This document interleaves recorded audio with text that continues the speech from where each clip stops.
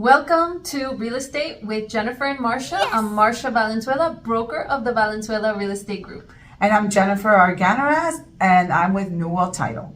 So today we're going to talk about how to balance your real estate job with family. That job-family balance that is so hard these days.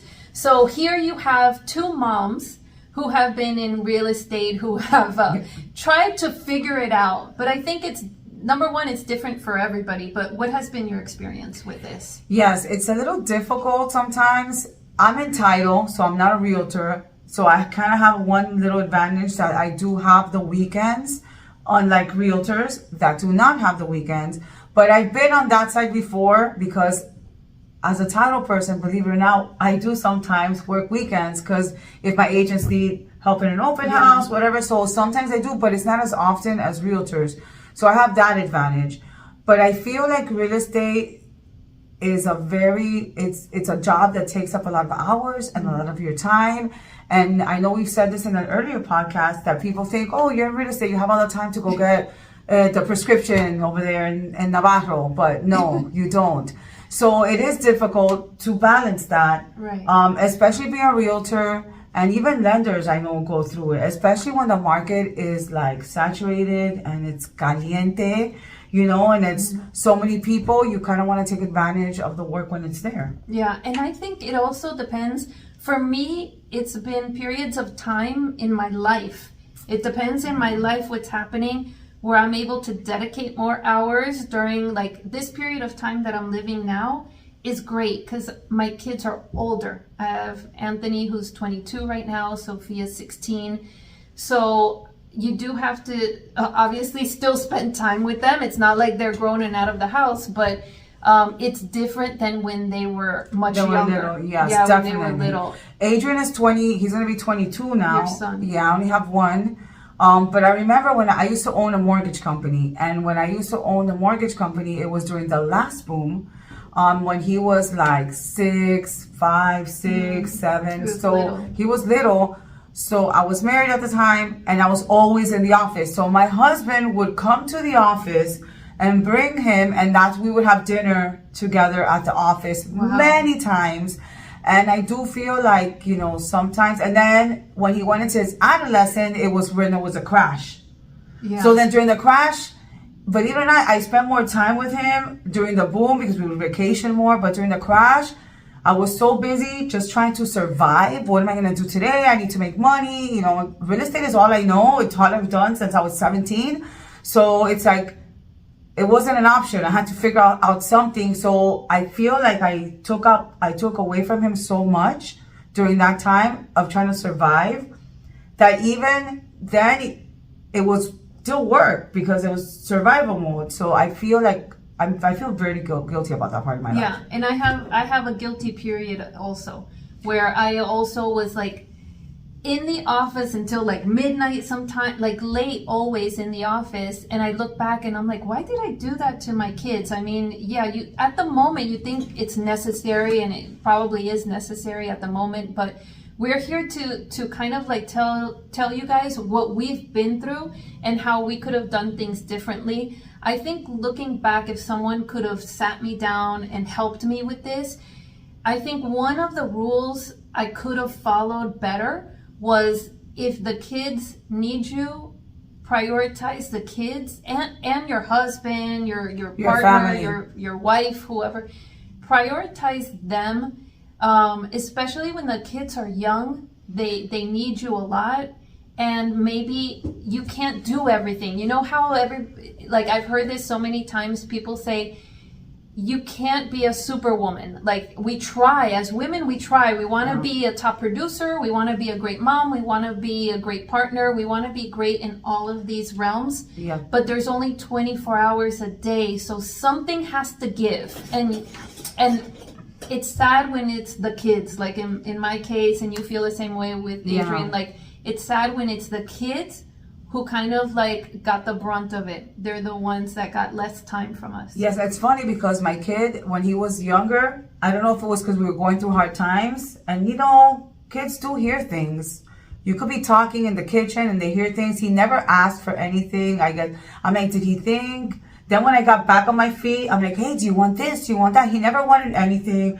So sometimes I feel like we're too hard on ourselves because especially moms. I know we're giving everything to moms, and I know there's dads out there and single dads. I've seen them with their kids, and I feel like when they're really little, it's not that bad because when they're like 2 and 3, the adolescent years, I feel like the 6, the 7, the 10, and nowadays with the phones and the internet, and when they're teenagers, it's really important. And at the end of the day, the work is always going to be there. Yeah. Real estate is always going to be here. You're not, you get FOMO, fear of missing out. And yes, you do have to take advantage of when the work is there. But the best way to do that is time management. You have to manage your time because a lot of the times we're very busy, right? But we're not productive. There's a difference between busy and productive. So if I look back, if I would have managed my time better, maybe I could have been home more. Maybe I could have gone to the park with him, and then later on continue to do my work at night while he was sleeping. There's always ways around things, and there's always solutions. And luckily, when you have kids in that age, you're in a certain age, so you have a little bit more energy. Oh yeah. Yeah, when you get to my age, I'm still energetic and everything, but the energy level starts going It starts to go down. I'm less spunky, I notice. It hurts to like bend down on my knees, things like that. So you have to, I feel like everything happens at its time, and timing in life is everything. I know realtors that have young kids, 3 and 4, and they go show houses with the kids. And I don't think there's anything wrong with that. Mm-hmm. But you have to understand that is not quality time. Right. Yeah. That is, oh my God, I got to go show a house time. Yes. And so you mentioned a couple of things there that I want to highlight. Number one, use your time effectively because you only have a certain amount of time for real estate and then the rest of the time for, your sister and your mom and the kids. And so the time that you have for real estate, you have to sit down with your broker, create a plan of what you're going to do during the day because you don't want to do what Jennifer is trying to help you avoid is be busy but not producing. Everything that you do during the day has to be a producing activity. So sit down with your broker and make sure that that's happening. For example, you need to be talking to people. Talking to people is a producing activity. So create a plan where you're talking to your sphere of influence and you're also talking to strangers every single day and you're making appointments, talking to people, making appointments, and then obviously working clients. So that you need to be doing every single day because, if you're, let's say you do an open house, that's a whole Sunday that you're spending doing an open house. And if nobody has taught you how to capture clients, because there's a right way and there's a wrong way to do an open house. And you can literally do an open house all day Sunday and capture 0 clients if no one has taught you how to do it. And you have spent your Sunday away from your family. So that's the thing that I always thought. Yes, be picky with your time. If you're going to be 6 hours on a Sunday, make sure that those 6 hours, you're going to get everything out of every single minute in those 6 hours. Because if you're taking away from your family, it better be worth it. Right. Then sit, and I get it. Sometimes you do everything and it might not turn out the way you did. But if you're not doing things the right way, then you might have just wasted a Sunday for nothing. Yeah. And the other thing that I wanted to mention, I was speaking to a realtor last week and she was saying, look, I have this huge plan to do this whole thing in real estate and it was going to take a lot of hours out of her day, like a 10, 12 hour kind of plan. And so I was coaching her and helping her out. And so we started talking about her family. And she has one that's about to be a teenager. And then she has a teenager who is very big, like he's huge in a certain sport and he's like the star and he wants to go pro in this whole thing. So she's traveling all over the place. And so there's a lot, and her husband's an entrepreneur. So he has his own business. So he's busy all the time. And so we looked at it and I'm the broker, okay? So you would think the broker would push her like, yes, 12 hours a day is great. And I said, no, we need to cut this down because you need to be there for your family. Right now, they need you more than ever. So it's kind of either having your own wisdom or someone who has that wisdom who can sit with you and say, Right now is not the time to be superwoman. Let's cut down real estate because financially you can. It's just she wanted to build her real estate business. But I said, look, now's not the time, and real estate will always be there. Yes. So that time with the kids, it's never going to come back. Yeah. You're never going to get that time back. Right. Look, I have a realtor friend of mine that she's been in real estate for a really long time. So and she has kids. Now they're a little older, but I remember when they were little, she was always working, but she was with the kids. She never missed an activity. She never missed a play. She was always there for the bake sale. Mm-hmm. She would bake the stuff, like I thought, wow, superwoman. And obviously financially, they weren't hurting. They weren't like, oh my God, I can go out and take a vacation. But for her, being there for her kids was a little bit more important than money. Now, fast forward, her kids are a little older. She still does things with them. She pretty much takes almost a whole summer off to be with her kids. But during this time, she's still working. Obviously, she's in a level in her business. She's in a level right now that, she has a team and she doesn't have to be at the open houses, but she's on the phone negotiating. She's on the phone. It might look like she's not working, but she is working, which is the great thing about this business. Right. Once you have established your business, you can pretty much work from anywhere. You know what I mean? You can partner up with somebody that can help you while you're on vacation. You know what I mean? Especially when you have younger kids. Team up with somebody. Yeah. Find a partner. So you know what? You guys can share the time. Hey, I can't work this weekend. I got this, and you guys can alternate weekends. It doesn't have to be a relationship forever, but at least it'll help you for that moment while you're going through those years, and she's going through those years, and there's nothing wrong with taking your kids to work. On the contrary. My mom used to work in a mortgage company, and I was there as a child all the time. And my work ethic comes from my mom. And I've seen many realtors even giving their little kids tasks. Okay, we're gonna pass out flyers. There's nothing wrong with teaching your kids how to do it. You guys, I know, both you and Ignacio go on weekends and visit the open houses of your realtors. And I've seen you take your kids with you. Mm-hmm. And there's nothing wrong with that. That way they can see, look, mom and dad are still working. We're checking up on our agents, which is very good. That I commend you guys for that, because people want to feel supported. And the kids, and then after that, you guys can go to lunch or dinner or whatever. There's nothing wrong with taking your kids to work. And as a matter of fact, it's good for them to see work ethic. Yeah, and I remember when Ignacio was a new realtor, so I wasn't a realtor then, he was a new realtor, I would take the kids to his open house to bring him, McDonald's or whatever it was, so that we could all sit together in the open house. Yeah, there's nothing wrong with that. Yeah, nothing wrong with that. I would just say be careful with showings, because if it's someone who doesn't really know you and you're bringing a small child along, they might not like that idea, but it all depends on who it is. If it's your sister, you know your client. You know your client. Right. You might not go show like a $5 million house with a celebrity with your kid on here. Like, hey. Right. Here's my kid. Just use wisdom with it. So, and then the opposite is true too. If you're slacking, you need to step it up. Yes. So balance, people, balance. You can't be slacking either. Right. So, high school starts so early. Sophia, my daughter, has to be in her seat at 7:20. So we're dropping her off at 7 o'clock, let's say. That's the time to start working. So you also need, like you're saying, time management to also not slack. So that means I have to wake up at 5 a.m. to get ready, makeup, the whole thing, to go to her school, right? And then drop her off. And then when I get home, I'm hustling. So I get home around 7:40, I'm hustling it from that time. So it's also, like you say, you have to be very picky with your time. Ignacio says you have to be jealous of what are you doing every second? So if I were to drop her off and get home and then get ready, I would start my day like at 9 o'clock.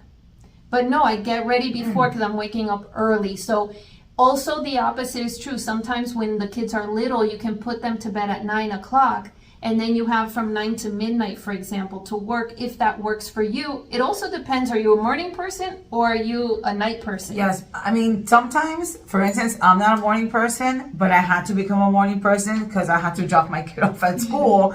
So I was a morning person back then. But now, since I don't have to drop him off at school, I work till late. I still wake up early, but to go to the gym. So it just depends. And you just have to understand that you don't need to work. Technically, you don't need to work 8 hours. You could take 5, if you take 5 to 6 hours and productive hours that you say, okay, time block from this time to this time, I'm going to make calls. This is the people I'm going to call. Then from this time to this time, I'm going to go visit a development because I'm going to go see because my client wants, I'm going to go take video. From this time, your calendar needs to be full for whatever hours you have available because remember, you control your time. Right. Nobody else. You need to have appointments. Be picky with your time. You're never going to get that back. If you know that you got to make calls from 9 to 11 or from 7 to 10, then you know that you're not going to pick up the phone because all you're doing is calling. Right. And I've even had coaching with realtors where I tell them, have you heard of cantina? Like, stop cooking for 2 hours every day because the husbands used to breakfast, lunch, and dinner, and it was taking up a lot of her time just cooking. So I said, you need to sit down with your husband and talk about getting cantina where they deliver food to you, you know, and all the restaurants. I'm not going to lie. That's what I stopped cooking for that reason because since I'm on the streets all day, a lot of stuff, whatever, if I have to stop to cook, because it's not just cooking, it's cooking, and you got to clean, and it's 2 hours. Yeah. And then you just lost 2 hours of your time. Yeah. And then, of course, you have to shower, and if you have to blow dry your hair, another hour. Yeah. So it adds up. So the time management, I think, is a number one thing. Right. That you really need, and you can do it. It's not impossible. It's not. I impossible. see people do it every day. You do it. I've done it. I know many realtors who are doing it. So you don't really have to take away from your family, right, for work all the time. You can do both. Yeah, and you know, I have realtors who tell me I'm not a morning person, and they feel guilty because they wake up like at 8 o'clock. It's okay, wake up at 8 o'clock, but if you're a night person, that means that we're scheduling nighttime work. Yeah. Right? And if you're a realtor, you have to understand who the people that you should be calling are your clients. During certain hours, they are at work. So it's okay if you have to call people at 6, 7 o'clock at night. You know what I mean? If you can't do it in the morning. Yeah. You know, so just know your audience and balance your time and don't take away from the kids. Because I think kids nowadays, especially now, I think they need as much attention and love as possible, but good attention, because with everything going on in the world, I think, you know. Yeah, you don't want to have regrets, like what we've talked about. You don't want to have those regrets. You start feeling guilty. I know I've looked back. Where did I go wrong? What have I done? And sometimes it's not anything you did. It's just, it is what it is. But I think parenting is very hard. Yeah, it's hard. And then I just wanted to end with this, which I wish I could have gotten more advice about this. Create a village somehow. It takes time, but create a village to help with the kids as well. So if you have family members that can help you, if not, then you need to work at it. You need to now get maybe a teenager to babysit when you have to go do something, or you know, get friends. Sometimes friends at school. Yeah. I remember first of all, you should be networking in the school. Let's just start with that. Yeah. But if you make a friend, sometimes there is somebody that you click with, and then I can pick them up after school. They can do play dates. You improvise. Yeah. But yes, it does take a village. Yeah, that's a good one. Like parents of your kids' friends get to know their parents because they can help you with pickup. You know, if you're not able to, or like you say, play dates and referrals. Yes, best part. So I think I could have gotten that advice better. I mean, create a village around you. That means you need to be friendly. You need to be talking to people. You need to. Oh my God, if you're in real estate, you should be doing that anyway. Yes, exactly. You don't know how many times, like, when I meet a mom of one of my kids' friends, I'm super nice to her because, you know, I think to myself, if I need help one day, I need to start creating my little village. And so I go in there already with that idea, like, and it always leads to like these beautiful friendships with these moms, because they're really nice people too, and we help each other. Sometimes they'll be like, hey, can you pick up the kids? Yes, 100%. And sometimes I go out of my way and I say, hey, I'm going, do you need me to pick up your kids? Because if you give and give, then it's easier for you to pick up the phone and ask, because, you know, you feel bad when you're like, can you pick him up again? No, and once you create that dynamic with that person, like a buddy system, I guess, Right. oh, we're helping each other. And let me tell you, I made some great friends that are still my friends today from school. Yeah. So, you know what I mean? There's nothing wrong. Why, like, there's a movie that they have a line that says, why have enemies when you can have friends? The more friends you have, the better. Yes, yes, and that's going to help a lot with this situation. So we hope that this helped you a lot to try to balance family and real estate, because it's not easy out there. And we have a special gift. We have a giveaway. So subscribe today. So hit that subscribe button. And we are giving away a $20 Starbucks gift card at the end of the month. So go ahead and subscribe and comment and like the video. Like and comment. We're responding to your comments. It's really us. It's not like a bot. It's really us. So comment. We'd love to hear your comments and let us know. If you guys have any advice, let us know. Yeah. I'm sure our viewers want to know as well. Yeah, So. what have you done to balance family and real estate that has helped? So thanks for being here with us. Take care. Bye.